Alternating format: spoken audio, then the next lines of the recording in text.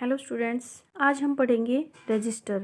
यानी रजिस्टर क्या होते हैं। तो हम फ्लिप फ्लॉप पढ़ चुके हैं, रजिस्टर भी उन्हीं से बनते हैं, फ्लिप फ्लॉप से ही। तो हम क्या कह सकते हैं कि ये क्यों यूज़ किए जाते हैं। तो फ्लिप फ्लॉप ही हमारा स्टोरेज पर्पज़ के लिए यूज़ किया जाता था, तो इसमें थोड़ा और मॉडिफिकेशन हो गया। तो रजिस्टर हमारा स्टोरेज के लिए और रजिस्टर हमारा ट्रांसफ़र के लिए भी यूज किया जाता है इन्फॉर्मेशन को। तो हम पढ़ते हैं आज रजिस्टर में क्या होता है। रजिस्टर क्या है, ग्रुप ऑफ फ्लिप फ्लॉप होते हैं, यानी एक से ज़्यादा अगर फ्लिप फ्लॉप हम बना देते हैं तो वो क्या बन जाते हैं, रजिस्टर। अब क्यों करते हैं ग्रुपिंग, तो क्योंकि फ्लिप फ्लॉप हमारा है वो 1 बिट को स्टोर करता है। अगर नंबर हमारा 4 बिट का है या 5 बिट का है तो हमें क्या ज़रूरत पड़ेगी, उनको ग्रुप में करना पड़ेगा। उस ग्रुप को हम क्या बोल देते हैं, रजिस्टर। तो उसके अंदर क्या लिखते हैं और वो किसके साथ होते हैं, कॉमन क्लॉक होती है। जैसे आप फ्लिप फ्लॉप में पढ़ चुके हो, क्लॉक्ड फ्लिप फ्लॉप जो होते हैं, इसी तरीके से। यानी फ्लिप फ्लॉप तो हम एक से ज़्यादा लगा देंगे। जैसे हमने फ्लिप फ्लॉप लगा दिए हैं, कोई भी डायग्राम से आप समझ सकते हो इसको। जैसे हमने क्या लगाया, यानी कि हमारे क्या है, number of flip flops, group of flip flop हम बोलते हैं। तो इसके अंदर जो क्लॉक पल्स लगती थी फ्लिप फ्लॉप में, आपको भी पता होगा, इनपुट के साथ एक क्या दे रहे थे हम, सीएल के। तो इनमें भी जो क्लॉक पल्स लगती है वो क्लॉक पल्स तो सेम ही होगी, लेकिन जो नंबर ऑफ फ्लिप फ्लॉप हैं वो अलग अलग हो जाएंगे। एक से ज़्यादा हम फ्लिप फ्लॉप को यूज करते हैं। किसके लिए करते हैं, स्टोरिंग 1 बिट ऑफ इंफॉर्मेशन, क्योंकि 1 बिट को ही करता है कौन, flip flop. And n register transfer consist of group of n flip flop capable of storing n bit of binary information. अगर हम एन फ्लिप फ्लॉप लगा देते हैं तो वो एन बिट को स्टोर कर सकते हैं। यानी हमारा क्या मतलब हुआ कि रजिस्टर हमारा जितने नंबर ऑफ फ्लिप फ्लॉप लगाएंगे उतने ही बिट को स्टोर कर सकता है। यानी अगर हमें 4 बिट का चाहिए तो हमें 4 फ्लिप फ्लॉप उसके लिए लगाने पड़ते हैं। नेक्स्ट बात आती है हमारी फ्लिप फ्लॉप की दूसरी, हम क्या बोल सकते हैं कि रजिस्टर भी एक क्या होते हैं, कॉम्बिनेशन सर्किट होते हैं। क्योंकि फ्लिप फ्लॉप में हमारे क्या है, एक in addition to flip flop a register में है कॉम्बिनेशनल गेट्स रखते हैं। फ्लिप फ्लॉप तो ग्रुप ऑफ तो रखते ही हैं, लेकिन उसके पास कुछ कॉम्बिनेशनल गेट्स होते हैं। वो क्यों होते हैं, वो डाटा प्रोसेसिंग टास्क के लिए यूज किए जाते हैं। किसके अंदर, रजिस्टर के अंदर। थर्ड पॉइंट क्या है कि register consist of group of flip flop together with gates. देखो अब यहाँ पे जो मेन डेफिनेशन है वो हमारी ये होगी, रजिस्टर हमारा क्या होता है, ग्रुप ऑफ फ्लिप फ्लॉप होता है, लेकिन उसके साथ में क्या होते हैं, गेट्स भी होते हैं, विद द गेट्स। अब इनका काम क्या है, ये स्टोरेज के लिए होते हैं और ये रजिस्टर ट्रांसफर इंफॉर्मेशन के लिए। That affect their operation the flip flop binary information and the gate determine. Flip flop किसके लिए, बाइनरी इंफॉर्मेशन को स्टोर करने के लिए, और गेट क्या डिटरमाइन करता, how the information is transferred into the register. यानी गेट का मेन क्या है कि कैसे रजिस्टर के अंदर इंफॉर्मेशन ट्रांसफर होती हैं। तो ये था हमारा रजिस्टर। अब इसमें 2 टाइप्स के मोड ऑफ ऑपरेशंस होते हैं रजिस्टर में। वो कौन कौन से हैं, तो एक होता है हमारा सीरियल ऑपरेशन, दूसरा होता है हमारा पैरेलल ऑपरेशन। सीरियल ऑपरेशन क्या होता है कि उसमें हम एक बिट को एक टाइम पे, यानी कि ये किसके लिए यूज किया जाता है, स्टोरेज पर्पज के लिए बोल सकते हैं। तो इसके अंदर डिजिट्स जो हैं वो सीक्वेंस में रहेंगी, 1 बिट फॉर ईच क्लॉक। यानी क्लॉक पल्स क्या होती हैं, ये हमारी क्या है, क्लॉक पल्स है। तो एक अगर क्लॉक पल्स हमारा ये है, इस पे एक ही बिट को क्या कर सकते हैं, स्टोर कर सकते हैं। अगर हम शिफ्टिंग करना चाहते हैं, इंफॉर्मेशन को ट्रांसफर करते हैं, तो वो एक टाइम पे एक ही होगी। लेकिन पैरेलल में क्या है कि एक टाइम पे हम एक से ज़्यादा बिट को ट्रांसफर कर सकते हैं या स्टोर कर सकते हैं, शिफ्ट कर सकते हैं उनको।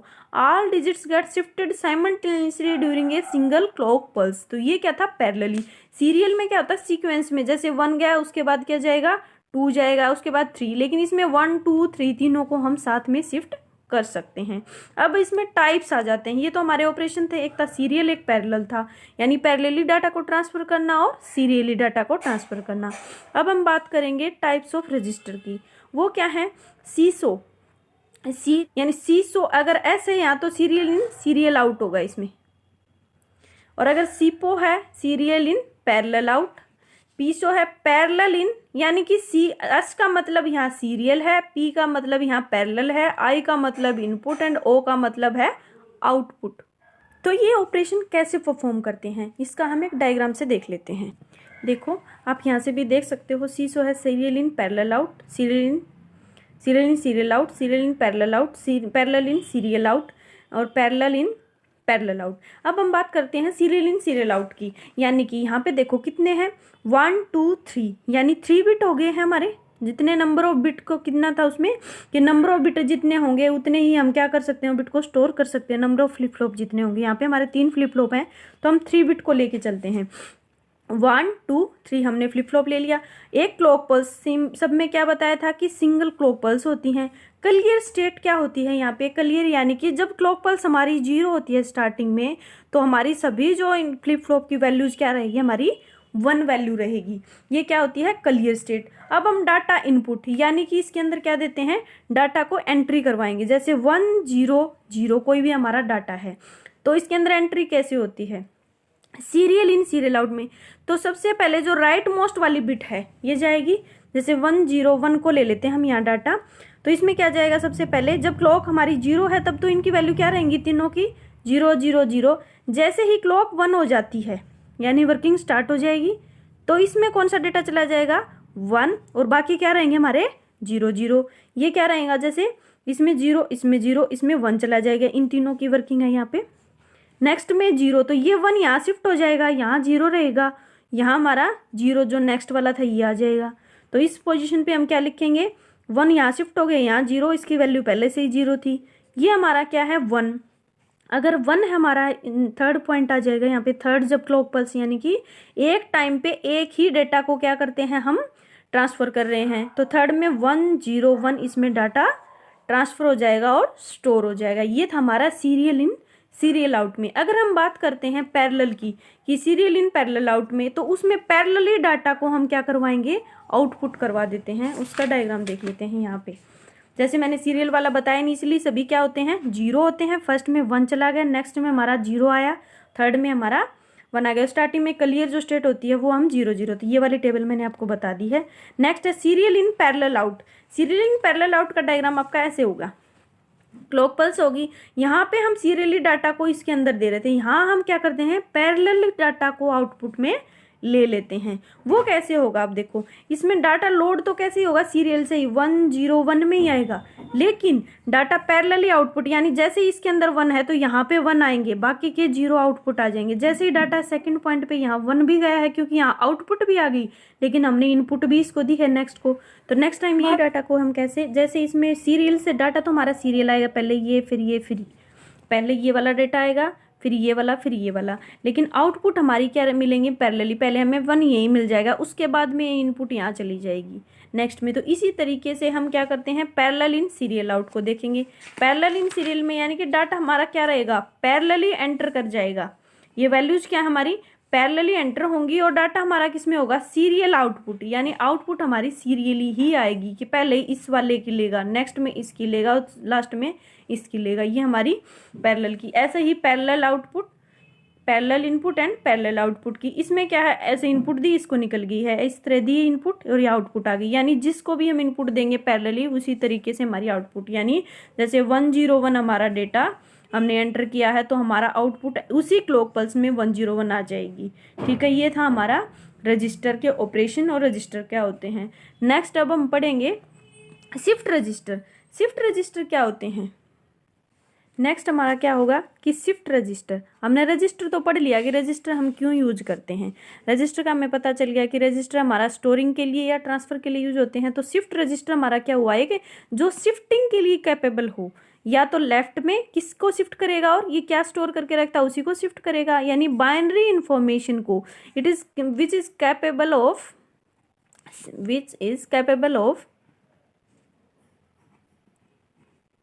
शिफ्टिंग द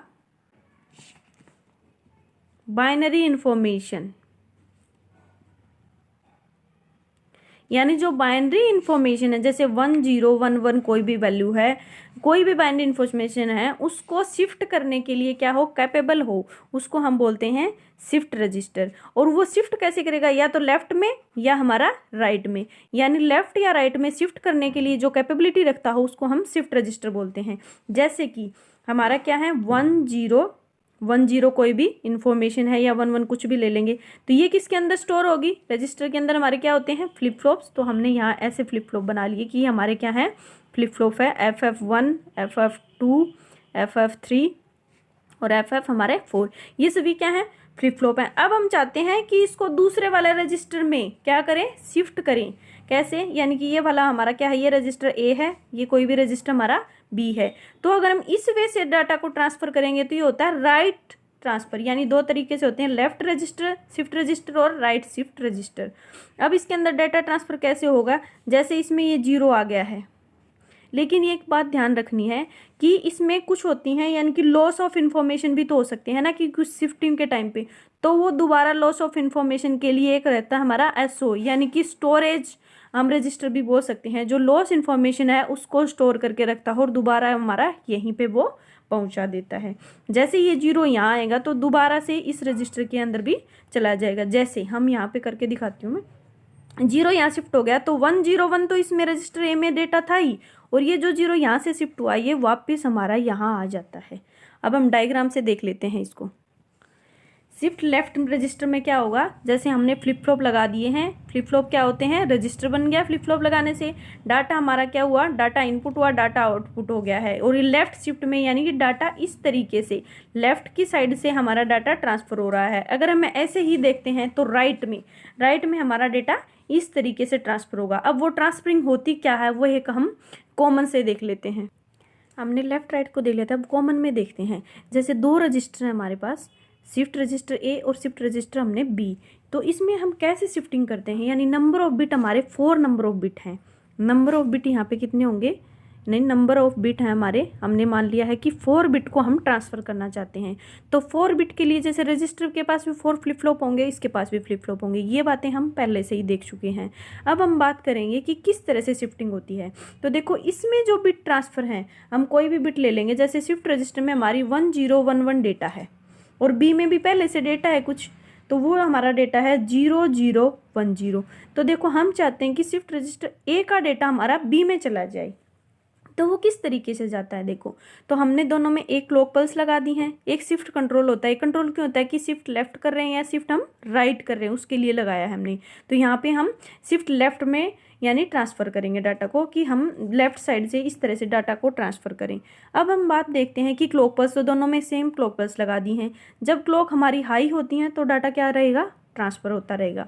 अब ये वाली वैल्यू हमने क्यों लगाई है, इसको बोल, एक यहाँ पे हो गया SOA, यानी serial output of register A, serial input of register A, and यहाँ पे serial input of register B, serial output of register B.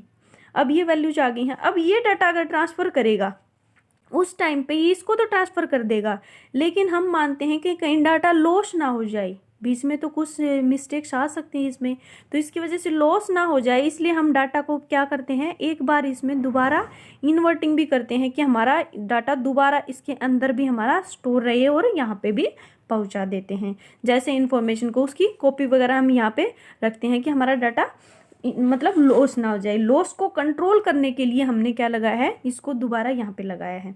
अब हम इसको देखते हैं कि किस तरीके से डाटा ट्रांसफ़र होता है। तो हमने ये वैल्यू, ये टाइम कंट्रोल, जैसे क्लॉक पल्स हमारी ऐसे काम करती हैं। शिफ्ट कंट्रोल यानी कि हमारा डाटा का क्या हो रहा है, शिफ्टिंग हो रही है, किस तरीके से हो रही है। नेक्स्ट ये क्लॉक पल्स की T1 T2 T3 T4 पे, यानी सीरियली हमारी क्या होगी, T1 पे डाटा ट्रांसफर, देन T2 पे, देन T3 पे, T4 पे। तो ये किस तरीके से हमारी ट्रांसफरिंग हो रही है, तो इसको देख के हम वैल्यूज ले हैं, इसकी टेबल बनाएंगे। सबसे पहले तो हमारी क्या टेबल बनेगी कि टाइमिंग पल्स, यानी टाइमिंग पल्स के अकॉर्डिंग हम डाटा को ट्रांसफर करते हैं। नेक्स्ट हमारा शिफ्ट रजिस्टर ए में क्या इनपुट रहेंगी, ए में क्या रहेंगी हमारी आउटपुट, शिफ्ट रजिस्टर ए, दूसरा हमारा रहेगा शिफ्ट रजिस्टर बी, यानी शिफ्ट रजिस्टर बी, मैं ऐसे ही लिख लेती हूँ RB/RA। अब वैल्यूज, इनिशियल वैल्यू, तो इनिशियल वैल्यू हम क्या रखते हैं इसको हमेशा, कि इनिशियल में वैल्यू जो भी इसकी थी वही स्टार्टिंग में रखेंगे हम।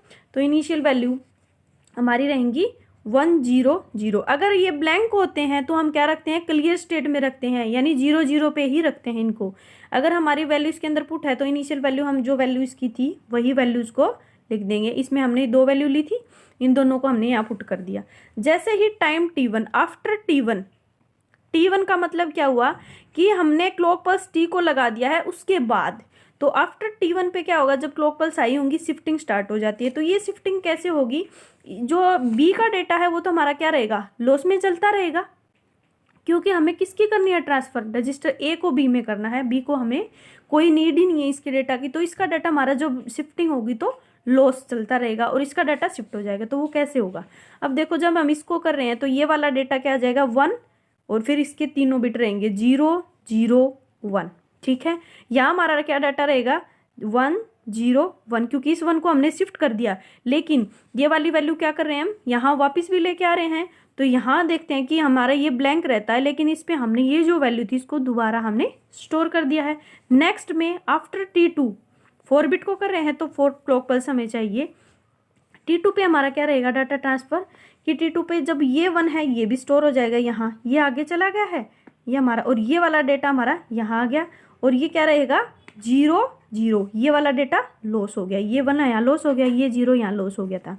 नेक्स्ट में अब ये T2 के लिए हो गया, T1 के लिए। अब T3 के आफ्टर T3 के बाद क्या रहेगा, और यहाँ क्या आ जाएगा डेटा, यहाँ पे भी तो डेटा आएगा 1 0, ये 1 हमारा लॉस हुआ है। नेक्स्ट में जब दोबारा 0 आया तो ये 0 यहाँ हमारा कंसिडर हो जाएगा, या 1 आया बेटा 0 नहीं, जैसे यहाँ 1 था तो ये 1 यहाँ हमारा आ जाएगा दोबारा।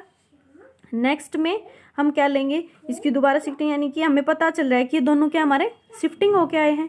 T3 के बाद क्या आ जाएगा टाइम हमारा, कि सबसे पहले हम इसमें देखते हैं तो ये क्या चला, ये तो 0 रहेगा, इसका 0 लॉस हो गया है।